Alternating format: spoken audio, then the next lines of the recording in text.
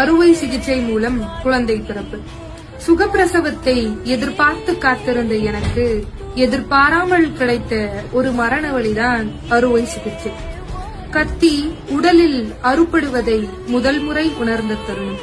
முதுகெலும்பில் மருந்தூசியை வலியுடன் பெற்றுக்கொண்ட முதல் தருணம்.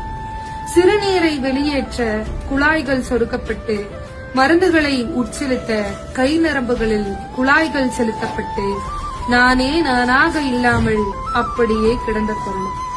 வயிற்றின் சுவரை கீறிட்டு தசை மற்றும் கொழுப்பு அடுக்குகளை வெட்டி கடைசியில் கருப்பையையே வெட்டி உயிர் பயத்தை கடந்து வந்தேன் இந்த உலகில் உன்னை கொண்டு வர. நஞ்சுக்கொடியை அகற்றி தையலிட்டார்கள். அதையும் உணர்ந்தது இந்த உடல்.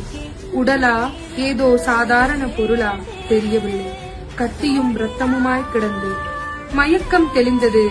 இத்தனை நாட்கள் சுமந்த அந்த உயிரை தூக்கக்கூட இந்த உடலில் சக்தி இல்லை.